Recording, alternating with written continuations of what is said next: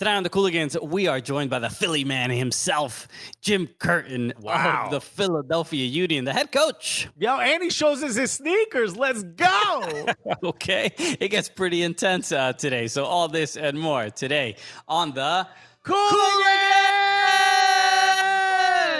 Hi, this is Ashlyn Harris. And Allie Krieger, and you are listening to our best friends and favorite comedians, The Cooligans, bitch. Yeah, baby. We got a head coach.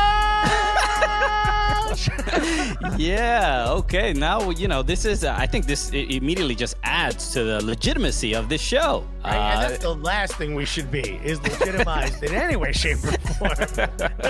Yeah, I think we've just learned that this, this head coach it feels like he made a terrible mistake. Yeah, he's like, oh no. But on Twitter, instead of a blue check, we should have a red X next to my name. So people with real jobs in soccer know not to come here. But we are actually really excited, especially to have someone, MLS legend at this point. Yes, before we introduce our guests, we have to introduce ourselves. That's a good point. So, hello, everyone. My name is Christian Polanco. I'm Alexis Guerreros. All right, we are the Cooligans. We are your favorite stand-up comedians that host the funniest soccer show that you have ever seen, witnessed, or been a part of. You heard, you've seen, you felt. Stop touching the television. And we're not just the funniest; we're also the gulliest. Correct. And I'm glad we have not only just a great head coach, but a real Philly dude. A real Philly bro. Let's say the pride of, I hope I'm pronouncing it right, Orland, Pennsylvania. Yeah, Orland. It's like Ireland with an O, because we want to confuse you. Ladies and gentlemen, unless you're driving, put your hands together for the one, the only, Coach Jim Curtin. Hey, Jim. Hi, guys. Thanks for having me, Alexis and Christian. Great to be here, and thanks for entertaining the fans during these crazy times. Dude, we're trying, man. We're trying our hardest. What I guess first question is, we're going to talk a little bit about your past and what you're doing now. Before you continue, Alexa, I just got to say, it feels really good when a coach praises you in any way at all. Right? You know what he did? He took us to the side. I can keep going. You know what we did? We worked hard in training, and he pulled us to the side. He put his arm around us, and he said, "Hey, I'm watching. You're doing a good job. You're not there yet, right? Because you got to keep aspiring." Exactly. Yeah. Honestly, though, you guys have brought cool to soccer, which is, I think, a big step. I think you need more people that not only know the game, but also now know the difference between an Air Force One and a Jordan 1. That matters, Let's so go. is something. I told you he's a Philly dude. Yo, that means the world to us that you would say that. Why don't we start a little bit about you're a Philly dude, right? Like Orland is a suburb of Philly, essentially. Like, yeah. how does it feel to sort of get to the point where you're now the head coach and a really successful head coach of the local team that didn't exist when you were a kid? Yeah, look, I grew up in the Philly area rooting for, Randall Cunningham and Charles Barkley and different Philadelphia legends. And there wasn't a soccer team here in the city. So I had a playing career in Chicago and then at Chivas USA, RIP. But then, from there, I was fortunate enough to get into coaching in the academy, work my way up, and then become the head coach in my hometown. So as cliche as it sounds, it is a dream come true for sure. But also, you have that weight and that feeling that you want to do good for your city. And Phillies, I know you guys are New York guys, so you guys understand how the media can be, intelligent, but also hard, hard and fair.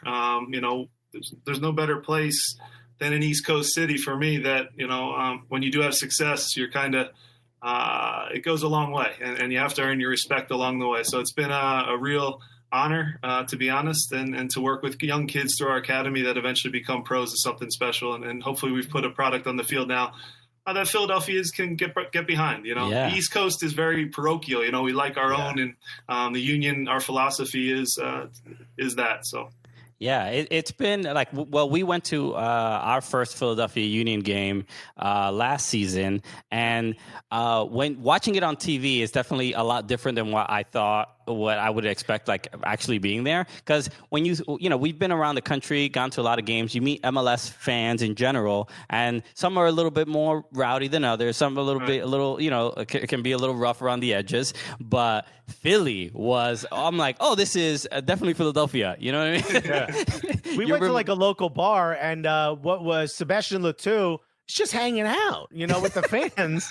And I'm like, isn't he a legend? Didn't he score the first goal in the stadium? And he's just like, but it wasn't like a superstar was there. It was like, oh, that's our homie Seb. Have you talked to Sebastian Letou? It's like, Philly's a different place in that sense where it's a big city, but also feels like a small town in some instances where like you have to be connected to the fans. Does that ever make your job a little harder? Yeah, look, I think it's a great thing to have seen now the evolution, not just the Philadelphia Union in the city, but also soccer, where you can turn on the TV now and you can watch the English league. You can go to a bar and watch the Bundesliga if that's your league, and it's on TV all day. Then you can tune in and watch 3 MLS games in a row. I never thought that would happen in my lifetime, I have to be honest. But yeah, just by walking around the neighborhood, I live in the city. I live downtown now with my 3 kids and my wife. And, you see a lot of Arsenal jerseys. I see your old school one there. You see different soccer uniforms and jerseys walking through the neighborhood on little kids. But now you're starting to see a lot more Philadelphia Union and MLS support and love. And listen, it's a good thing because I get praise when I'm walking around and we get a win. And also they'll let you know some ideas, we'll just say, when things don't go so well. So it's the way it is, and again, it's not dissimilar to New York. We have a firm and hard but fair fan base, Yeah, I just appreciate the especially the different dialects across the country, but delivering soccer advice. You know what I mean? Like it feels coming from a Philly accent. It's just like whoa, because there's something about soccer that you feel like you have to be knowledgeable. It's like a very intellectual game, but coming from the Philadelphia accent, it's just like whoa, how did these two things come? Yeah. It's the Delco accent in particular. When you hear it, bad, man. When you hear it, I'm like, are you using your tongue in a reverse way from every other human being on the planet? But there's something cool about someone in New York being like, yo, my guy, we got to get back to a 3-man backside, back. And I was like, when you hear that now, because I grew up in an era where when you talked about soccer, it was probably for me. I grew up in Newark, New Jersey. It was all of us immigrant kids that were talking about it. Even though I'm Cuban, I hung out with like the Portuguese, the Brazilians, the Grenadans, the Trinidadians, and Jamaicans, and we all talked about it. It was all like our local dialect. But now to hear a kid from Delco talking about what the Philadelphia Union need to do while they're buying a Philly cheesesteak, that's not a Philly you grew up in. Well, first of all, did you refer to me as Delco? Don't call me that. No. I would never disrespect you like that, Coach. No, Delco is a different one. I don't know how to describe it. There's counties in our there's counties everywhere, but there's counties in Philadelphia, and Delco is one that they have county pride, which is it's unique. I grew up in Montgomery County, and now I'm in Philadelphia. But their pride in their area is strong. Their accent is terrible, but at least they have a strong belief in what they're about. And look, a lot of our fans are from Delco, so I'm joking, but at the same time, you're right, man. The cool thing about our sport and our game is, we have guys in our area from all over the world. Our locker room alone has 12 different countries represented. Some don't speak English; they're taking English classes with our support staff that we have. But the cool thing is the game speaks one language, and you can argue, like you said, over things about, is it a back 4 or a back 3? Do we change formations when we play against LAFC or New York City FC? Do we adjust?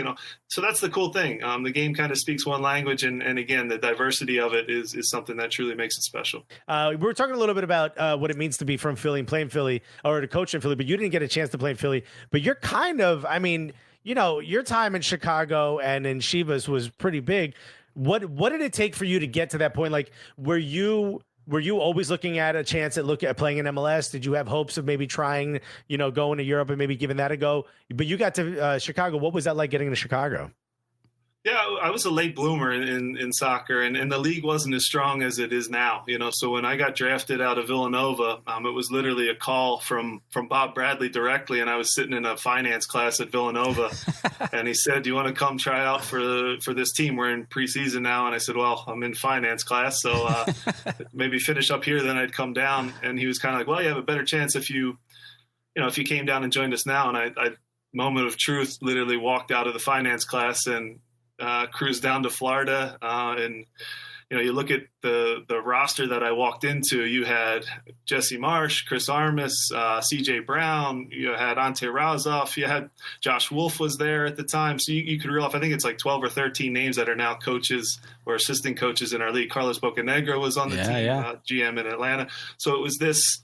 I got lucky, man. Like anything in life, right time, right place, right club drafted me. I barely made the team as the last man on the roster, and but was in this environment where they challenge you to learn every day. And I almost saw the game like a coach, I think, about a year and a half into things. So it was early. I was 21, 22 years old, and these guys were older than me, but they were teaching the game like a coach. So again, a little bit lucky and being in that environment, and just kind of grew from there and had a decent playing career. I was a role player on some really good teams, so I did get some individual accolades, but had some trophies that we won, and it was a great time.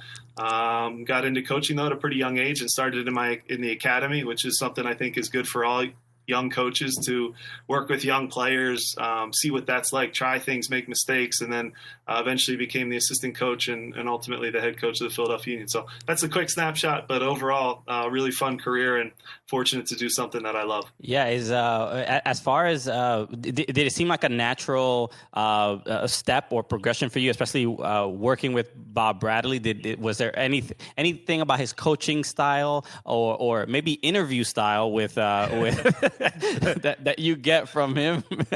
So Bob's intense. I think there's no secret there. Bob, to be honest, has really lightened up a lot in recent years. And that might be crazy for you guys. A lot of people are like, from what? Where was he? Yeah. So, I mean, he's a guy who, look, I walked into the locker room. I was 21 years old. I had no idea if I was good enough. Risto Stoichkov was on our team. Peter Novak was on our team. It was just this. Eric Winaldo was sneakily there for a year. It was crazy. So I'm playing with a bunch of guys that I looked up to. And then there's Bob, who, again, is intimidating, man. There's no other way to put it. When you first meet him, it's intimidating because he's intense and he's all about football. He's all about soccer, and he just wants to win. The easiest way I can describe him to people is if you had moments where you thought you had a good game, and again, he took a chance on me and put me in the lineup as a rookie, and I played a lot of games. If you played a bad game, he'd put his arm around you and you'd go through. This was VHS days too, man. This is old school. Yeah. So it was stop, rewind, and you'd sit next to him for an hour and he'd show you all the great things you did in that game. And you're kind of going like, I felt like I had the worst game of my life, but he'd make you feel good about it. And then you'd play a great game, what you thought was your best, and it's right back in there again. And he's showing every detail of what you could have done better. So his best quality is you never wanted to let him down, almost like a father. You know what I mean? You don't want to let your family members down. It was more that feeling than anything else. And his resume and how brave he is going overseas and coaching in different environments and taking on new challenges is something that I look up to a lot. And there's always people that are going to talk negative about different things in different areas along your pathway. But his coaching tree, as you'd speak, all the people that are underneath of him, he's done a lot of great things for the game, certainly. What is it about him that I would say the overwhelming majority of players you've mentioned have gone on to become coaches and in a lot of cases successful coaches or successful assistants and just now have this what is it about his coaching style that made did you always plan to be a coach, or you just watch Bob and you're like, I think I could do that? That's a great question. It's a great point too. Look, Bob, the way he challenged you, and again, it's going to sound cliche, but the environment that he created in that locker room, it was so intense during the week and the training sessions and the fist fights. Like I tell my players now, like there would be in this locker room, I'm talking about guys would get knocked out like unconscious in training sessions, like one punt, like it was bad a couple times a week where the games became easy. So it was just so intense and so competitive. And then when Bob would step out of the room, guys are still arguing over plays on the video. So everyone kind of talked and had this this intensity about the game. He just made everyone into Jersey dudes. You know what I mean? Yeah, exactly. Well, yeah, exactly. I think Bob Bradley was reffing a fight club. yeah. There was some. I won't use names, but there was some people that got dropped once in a shower. I mean, there was some weird stuff going on. But I'm like this young kid, and I'm kind of going like, dude, these guys are all about it. And I'm telling you, the intensity of training was harder. The games became easy for us. And if you look at some of the score lines, this was old school MLS. So I got at one point there was only 10 teams in the league, but we would kill teams. It was crazy. There doesn't exist anymore where it's like I don't want to say easy games, but in our league now, there's no one you look on the schedule and you go, okay, if we just show up, we should take care of business here. And there were some of them back in those days. I think you can look up us versus Tampa. I think there was like a 12-0 against them in those games, and it was a lot of 4 and 5-0. So the times are totally different. The league's much better and stronger now, but the environment Bob created, man, it was so intense, and it was just good players too, and that helped a lot. And everybody pushed each other in a way that kind of made you think of the game as a coach. Coach, I did want to ask you about the team itself and the philosophy of the team, because we hear from a lot of Philly sports fans of the Philadelphia Union who are generally, it's difficult to please everyone in a fan base, but Philadelphia Union fans tend to be the louder than I think some of the other teams. So I'm curious about the approach of because we know the Philadelphia Union are the strategy is not to sign a $10 million player and get them on the squad and then and hope they get 40 goals in a season. It is a different approach. How have you managed to find success in that? And is your mentality simply, oh, this is what I have to deal with, or is it frustrating at all, or how do you navigate it? Yeah, look, I think the philosophy of the Philadelphia Union is to build from within, for sure. So like as you mentioned, we're not just going to go out and buy Ibrahimovic. That's not in our DNA. We also want to be innovative. We're pretty advanced in terms of our whole scouting and technology department, our analytics department. We take that very seriously. So we're looking for creative ways to, if we line up and go toe to toe every game against, some of these, David Villa from your guys' team, day in and day out, that's going to be difficult. So we believe now if we do produce academy players that are in our system from age 8 to when they turn professional for some of them, that's a real advantage for us. So it's a little bit of a slower build in the philosophy. I know, like he's mentioned, sometimes Philadelphia, wants it right away, and they see Atlanta and LAFC come into the league and make an immediate impact. But if you do look at us now over the past 5 seasons, we've improved our point total each year, which is something we're proud of. And a lot of teams, I don't think any other team has, actually. There's always been a regression. So we've been moving forward. I get that sometimes is slow. We took a big step last year with our first playoff win. But overall, philosophically, we do believe in the Philadelphia player. I believe strongly in the American player in our league, in our country. And I ultimately, as cheesy as it sounds, I want this country to have success at a World Cup and eventually move on and win it. And it might not be in my lifetime, but at the same time, I want to work towards that. And that's kind of a snapshot of the club and the vision of the club. Yeah, is there a sense of pride when you get one of your, especially academy players, to play on the national team?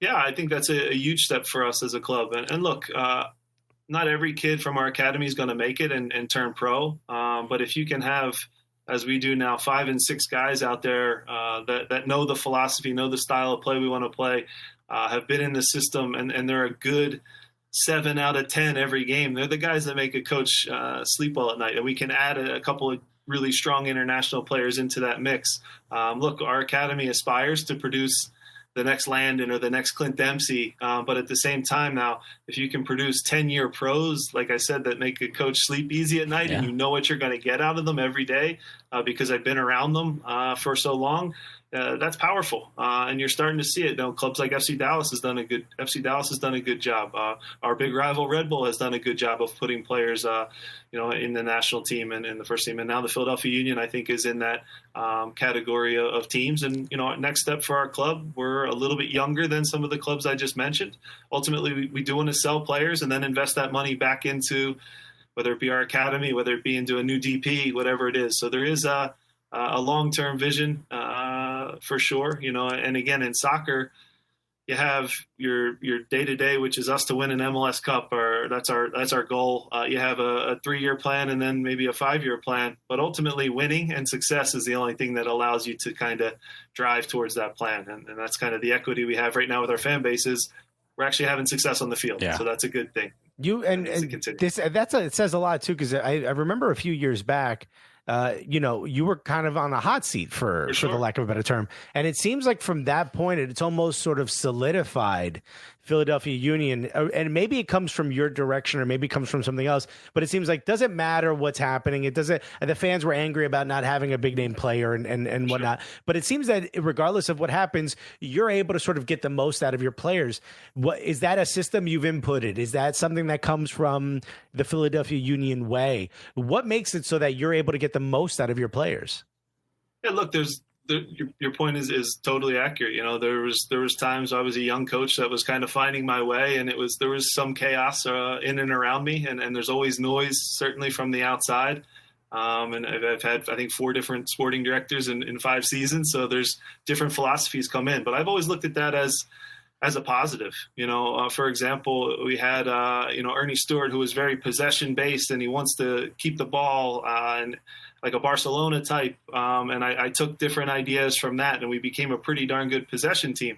Ernst has come in now and is more of the Red Bull thinking. And the cool thing about soccer is you can look at the game a million different ways. Yeah. But right now, I'm with Ernst and working with him and the ideas he has about pressing and going on trips to, Red Bull Salzburg and seeing how Jesse Marsh works and different things you can pick up along the way.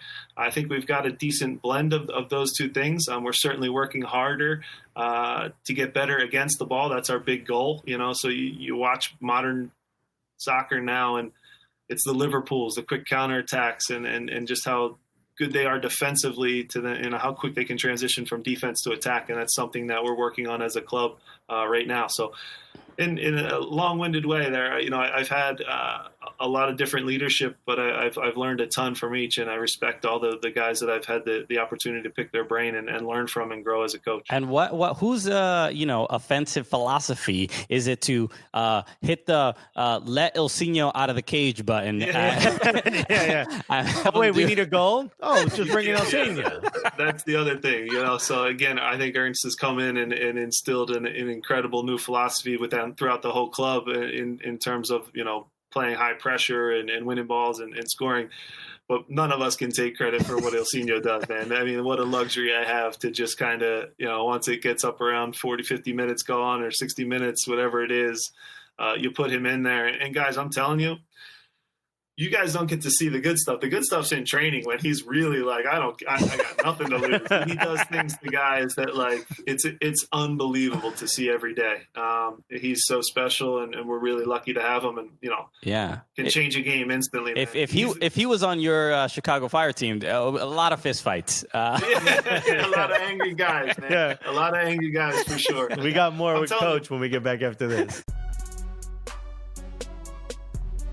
Hey, everybody. Thanks so much for listening to the podcast. We just want to bring you with a word from one of our sponsors, us and you, and maybe even Ali Krieger. Correct. Yes, Gully Squad has been litter than ever. Wow. It was wild litty. In fact, some of us, people came in and said, hey, we heard you were having a party. You're going to get a ticket because of coronavirus. I said, no.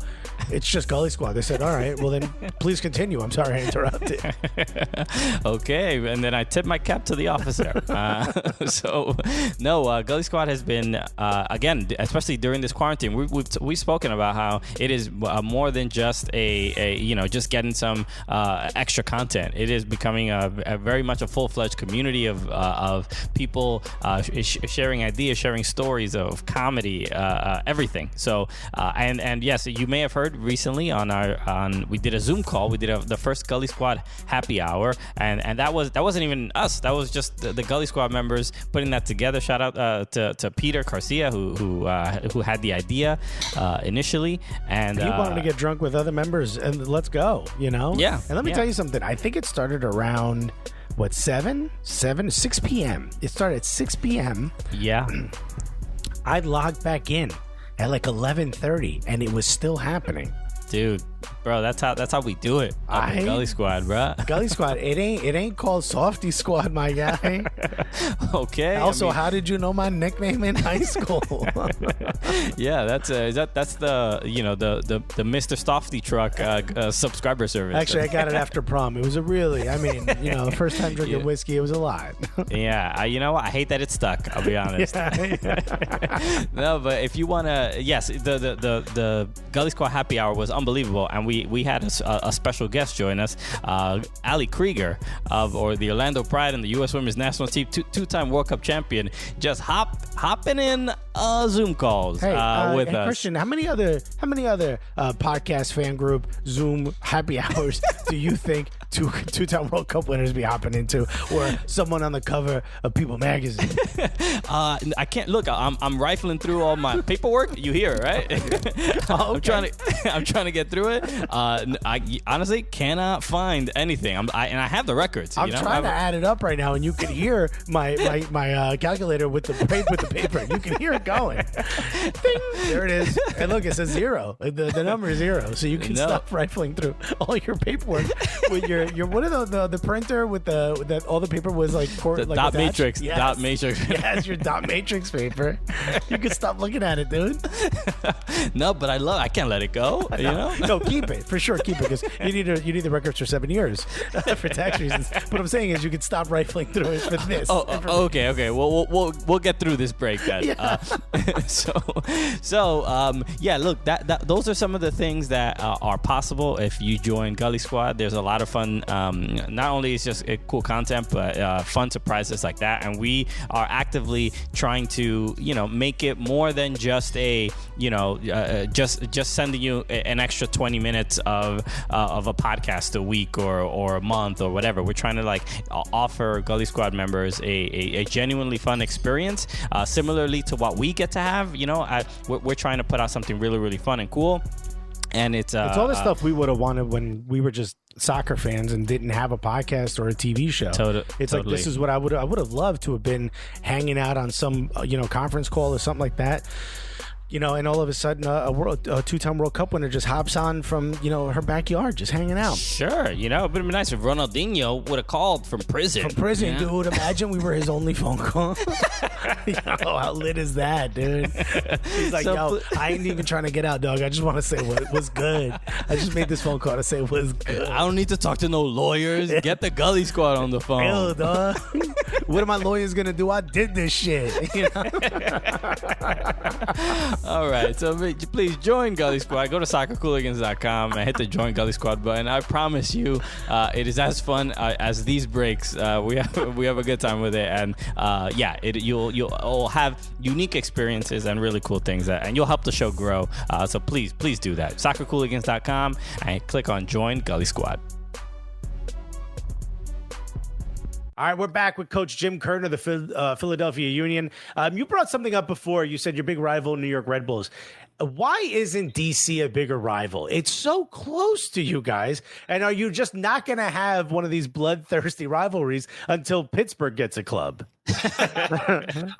Your point's fair. I think that, look, I think we try to create rivalries sometimes, and maybe I'm even wrong in saying Red Bulls won, but I think now that there is a playoff game and a playoff history with us and them, I think that starts a rivalry. We haven't had that yet with DC, and we haven't been to enough playoff games to really create the true hatred and rivalries that you get over time. But proximity certainly adds a little more to it. We've always had some heated battles with DC, so Red Bull's just the closest one, and Philly always has a little edge with New York, and we always feel like the little brother. Although that's changing a little bit now. We're kind of like our city's pretty cool. We got good restaurants. Yeah, for sure. I'm a New York guy. I love New York. My brother and sister both lived there forever. My brother's still there.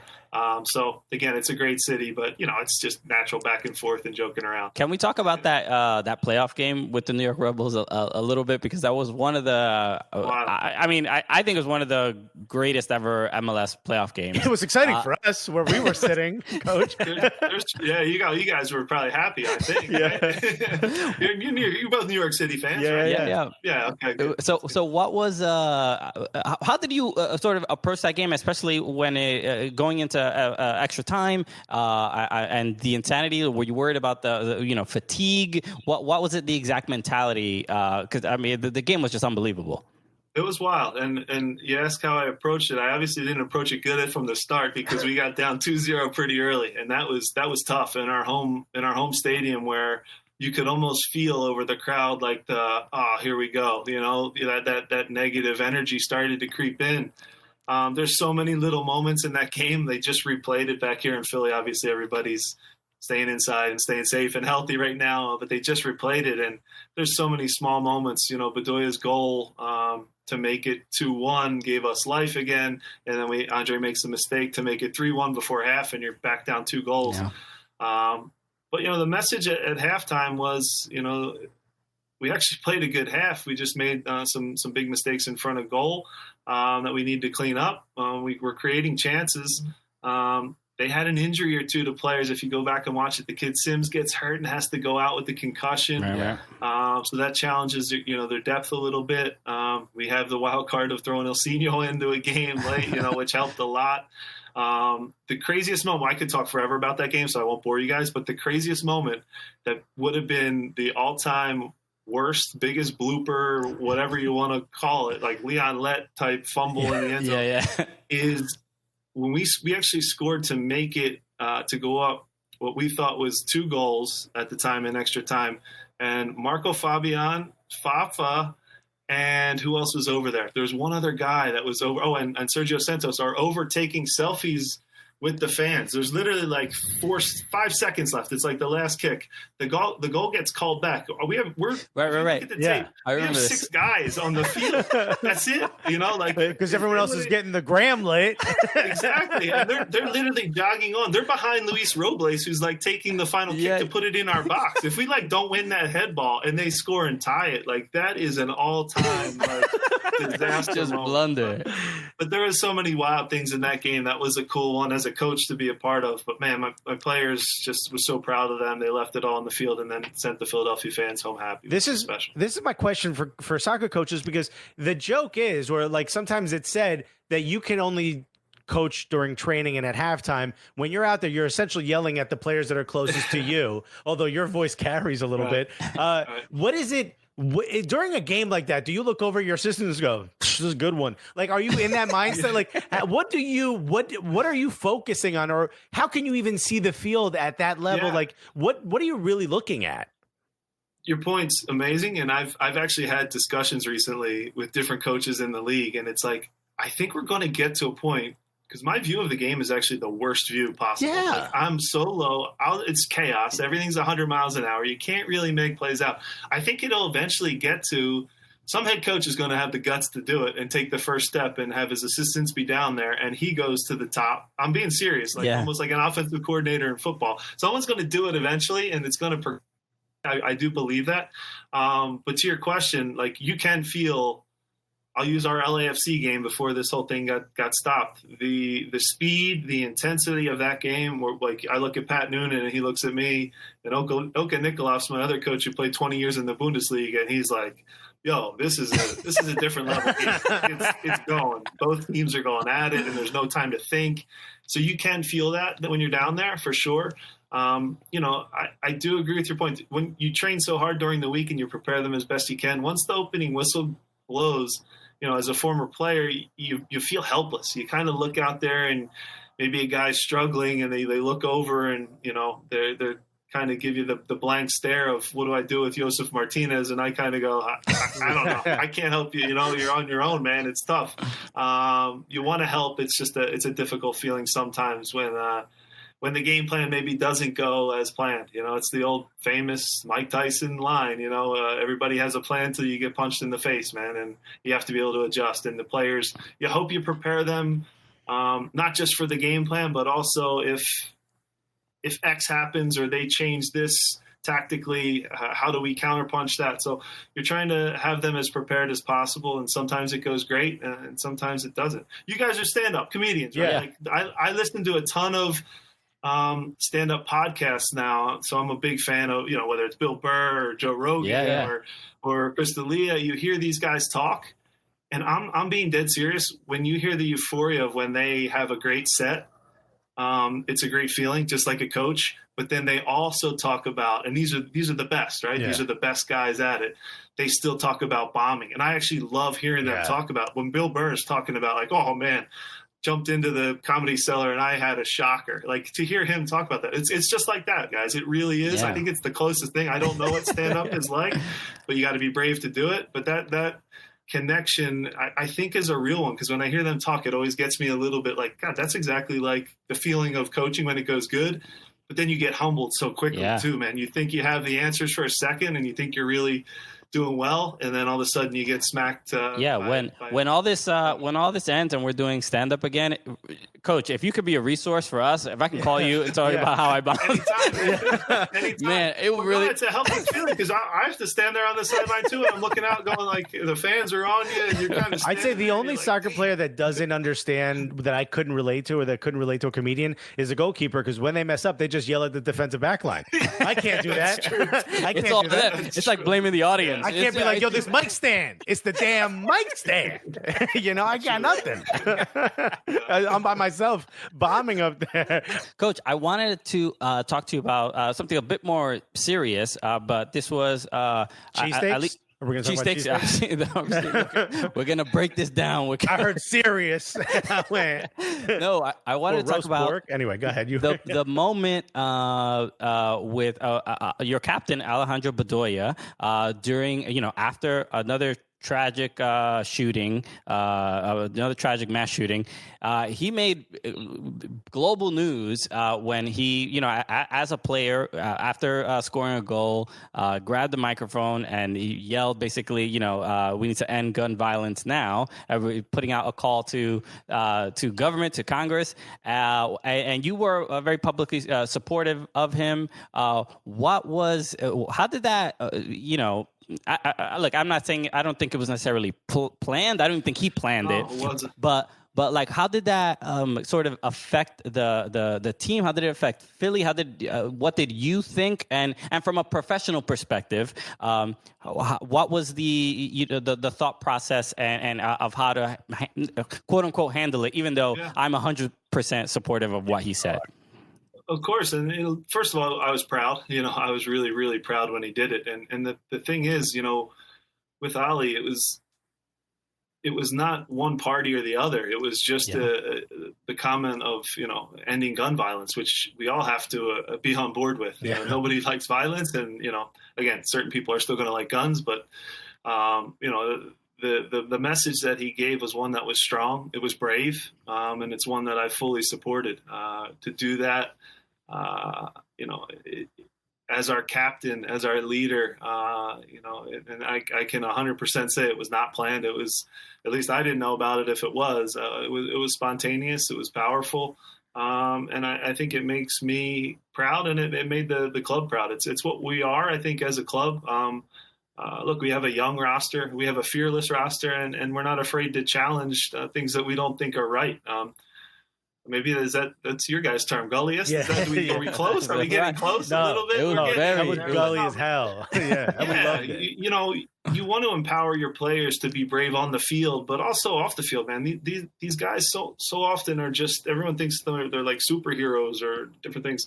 They're people. They have families. They have high times in life. They lose relatives to horrible things like cancer. They have a lot of emotion. And Ali, he wears his heart on his sleeve, and he'll speak up when he sees it's right. And I encourage him to do that. I consider myself kind of a player's coach, more of an organic coach that will take everybody's information and adjust to things. We have kids on my roster from 16 years old to 35 years old. So from 12 different countries, it's this melting pot. And for Ali to be our leader and to make a statement like that and lead by example, for me was powerful. It really made me proud as a coach.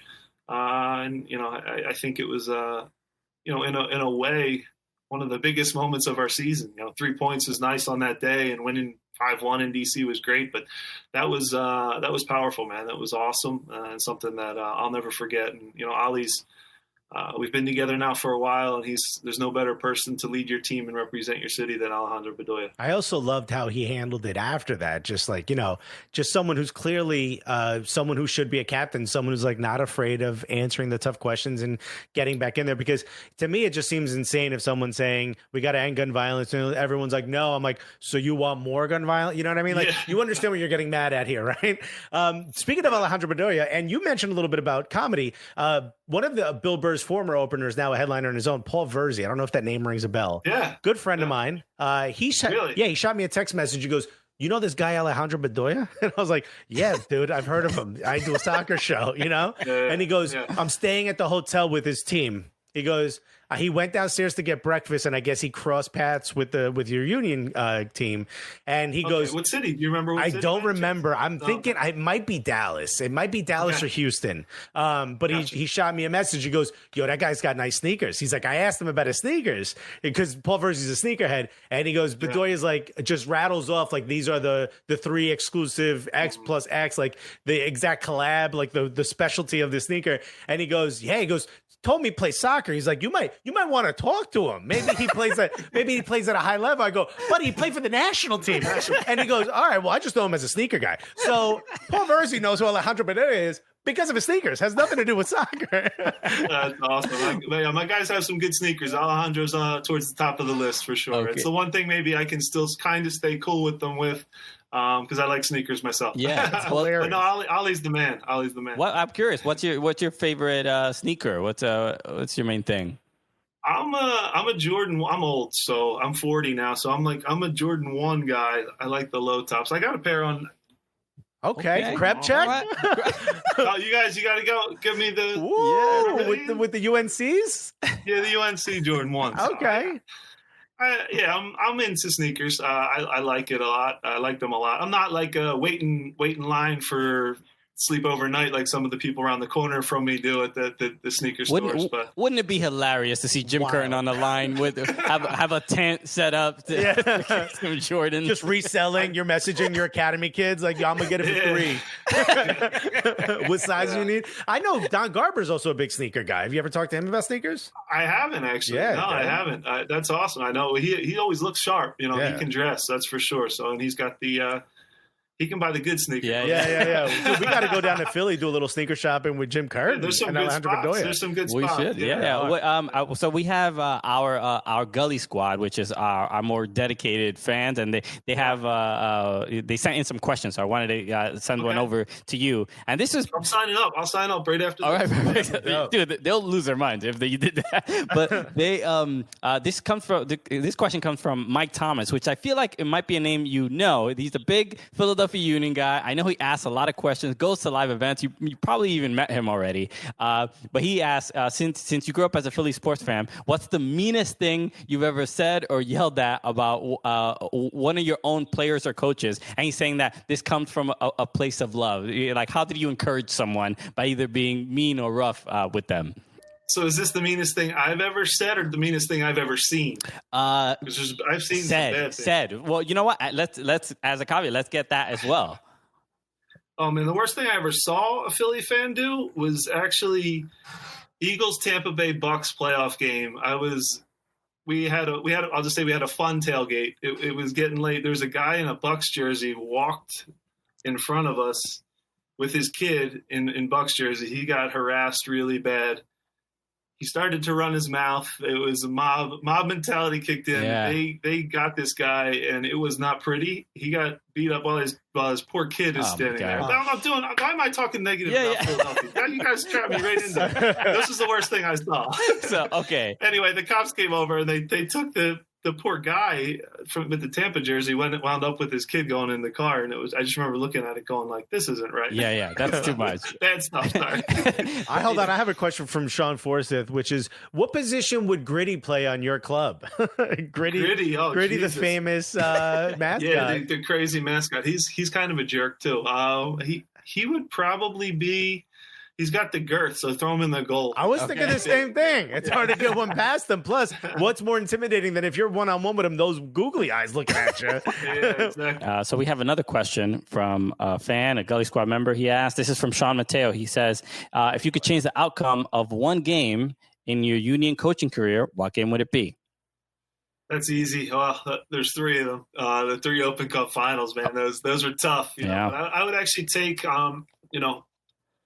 the first one against Seattle, when you look back at it, we were just kind of happy to be there. That's the one I'd want to steal, because if we could win that one, I think that it would have instilled such a level of confidence in the club.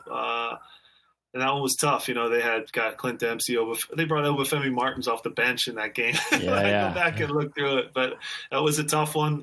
We lost in extra time, which was always is devastating. But the Open Cup final, winning that one against Seattle, the first one maybe gives you momentum for the others. The KC goes to PKs; it can go either way. And then, we got our ass kicked in Houston a couple of years back. That was never really a game. So, but that would be the biggest one if I could change one result. Yeah, get that final, lift the trophy for the I'm curious what you because the Philadelphia Union are especially the last couple of years, it's like been incremental. The interest amongst Philly fans. I mean, there's definitely a lot more people doing a lot more to just make the Union relevant, related to the other sports, because everybody gets Philly is known as the NFL town. What do you think, having, winning a trophy, how do you think it would change the perception of the Union compared to the other sports? Yeah, I think it's our big first step. You have to win the first trophy at a club. And in a lot of ways, it's the hardest one to get. It's what keeps you driving. I've heard you guys mention it too. You learn so much from failure, as hard as it is, getting so close. I think the players that were on those rosters, they still gained valuable experience in those big games. And once you get a taste of them, not dissimilar to the playoffs and tasting what those games are like, you learn so much about yourself, about things you could maybe do differently, but also about the entire group and what we're about. So as hard as it is to lose in a final, I still have to say you do learn a ton from those. And look, I've been fortunate enough to win a couple trophies as well, and there's no better feeling. It's permanent, it's forever. But like I mentioned, it's the hardest thing at a club to win that first one is key, and that's going to be what keeps me up at night. Yeah, moving forward, man, to get that first one. There's no better feeling to give that to your fans. We got a great question from Peter Garcia, and we talked about it a little bit, but most times you see coaches in a place for 3 years. He says, what's it like to have the job as long as you've had, but also have it be in what a lot of people would consider a volatile environment, and just coaching in Philadelphia, sports in general. But how does that feel? Like, what are some of the things that you would give towards the longevity of it? Yeah, you look up and, I think it's Peter Vermees, Benny Olsen, and then myself now on that list of guys that maybe have been around for 5 years or longer.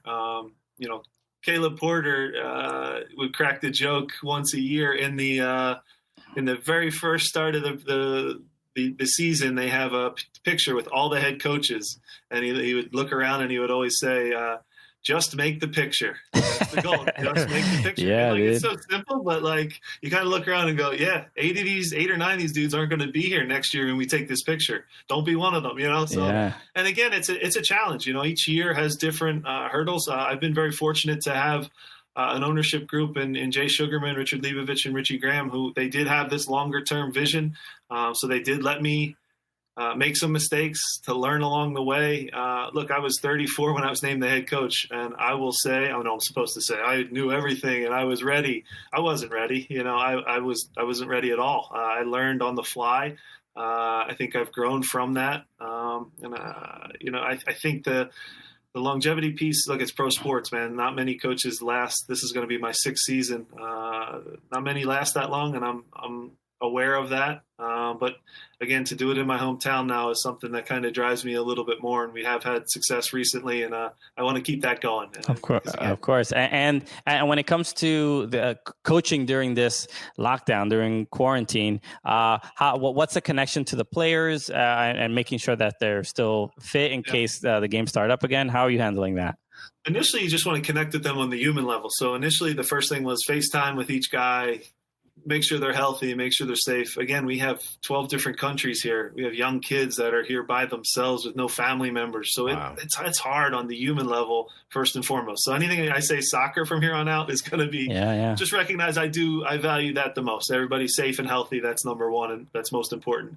But since then now, as time has gone by, we've evolved into individual workouts. The one advantage you can have when we do start this thing up again is being in the best shape you've ever been in. And that could be your only competitive advantage you can get right now, really. But we've broken them up into different groups. So we have film analysis that we're doing. We're taking different opponents from the league, even though there's only 2 games of film out there so far of them. We can steal a little from preseason. Just keep watching the Glessness goal over and over. We can watch that over and over. Yeah, exactly. But we're taking opponents. For example, last week we did Kansas City. We broke them down, different things they did really well so far. So you're constantly trying to teach and get better in that regard. We'll have defenders, midfielders, and forwards in 3 different sessions of film. They also get individual film sessions. So we're keeping them busy. We're trying to improve in all the ways. Little ways that we can, but the biggest thing, guys, right now, obviously, as everybody knows, is everybody staying safe and healthy. Absolutely. Of course. Once we get started, it will be great to have sports back. Thank you so much, Head Coach Jim Curtin of the Philadelphia Union for joining us. This has been this is incredible. This is our first head coach on the TV show, so you'll always be our first head coach. That's good, man. That's good to hear. So, guys, thank you so much for watching. Make sure you follow the Football Sports YouTube channel, follow the Soccer Cooligans YouTube channel. And, Coach, is there anything you want to let people know about? No, I just want to say thank you for having me, man. This was really fun. It's good to talk about people that are knowledgeable about the game and continue to grow the game in this country. I think we're all in the same boat in that regard. And you guys are doing it in a cool way, man. It's really something that I've watched you guys in the past, but to be on the podcast here is something that's special. And again, continue to make the game cool. Let's go. That matters a lot, man. Thank you. I want to run through a brick wall for this guy. Come on. All right. So with that said, for Jim Curtin, my name is Christian Polanco. I'm Alexis Guerreros. And together, what are we? The Cooligans! Thanks.